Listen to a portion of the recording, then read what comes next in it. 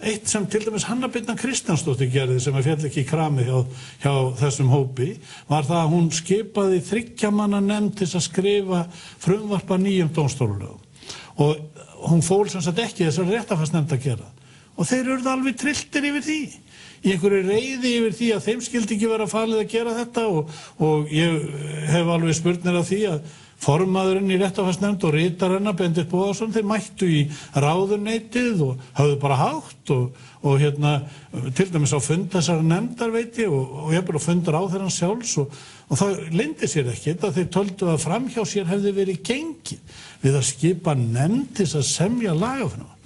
Við getum svo sem alveg rætt þetta lekamál, það ýmislegt það að segja og vonandi gefst mann nú færi til þess betur síðan.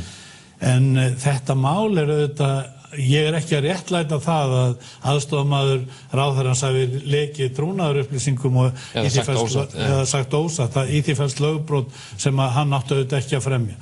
En sko leki úr íslenska stjórnarráðinu mér liggur við að segja að það vita það allir að það gerist á hverju einasta degi næstum því og meira segja blaðamenn eða fjölmiðlar hafa einhver sambönd við einhverja ákveðna starfsmenn þar DVAF sem að var aðal fjölmiðli sem fjallaði lekamál Hönnu Birnu hefur lifibrauð af því að upplýsa einhverja hluti í stjórnarráðinu sem leynt eiga að fara og segir fréttir og gefur ekki upp heimildamenn og það vita það allir að allar fréttastofur þær byggja á upplýsingum sem eru trúnaðarupplýsingar og bundnar þagnarskyldu en síðan gerist það í þessu máli að það springur allt út og ég held að við þurfum að leita ástæðina fyrir því. Hver þín kenning? Ég meina af hverju þetta öðruvísi heldur en hin lekamálin sem þú ert að vísa til? Já, það er enda góð spurning og maður getur svo sem ekki alveg... Ég þekki þið nógu vel til þess að vita það að það fiskur hér á bak við stein. Já, sko, ég hef grun það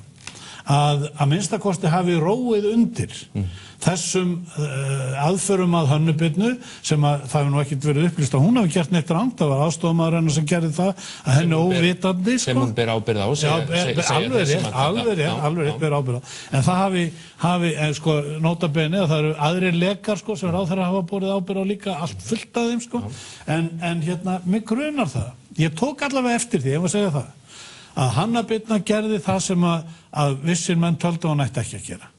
Hún skipaði nefnd einhvers fólks í það að skrifa nýtt frumvarp á dómstólulögum og ákveðnir menn sem stjórna og vilja ráða öllu í dómsmálunum, þeir urðu reiðir.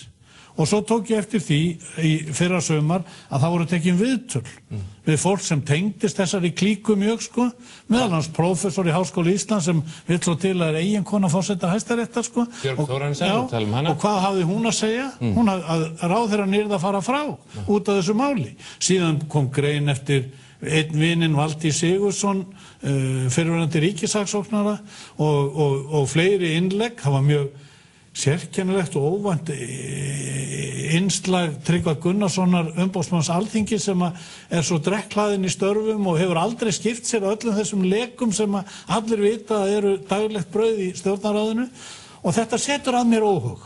Það setur að mér óhug að þetta er ekki eðlilegt. Því að það er verið auðvitað og ég endurtek það, ég er ekki að réttlæta þetta brot, fjarri því. En þér finnst að það sé eitt lekamál og önnur lekamál. Þér finnst að hér sé eitthvað vitlaust gefið það? Já, það er það. Það er allavega hefur áhugin og umfjöllunum þetta gengið upp úr öllu fari sko á sama tíma og við En höfðu blaðamenn DVAF sem þú nefndir, höfðu þeir ekki rétt fyrir sér í málinu? Kom það ekki í ljós? En okkur upplýsaður okkur ekki líka önnur brot sem þeir vitum og eru kannski þáttakendur í sjálfir.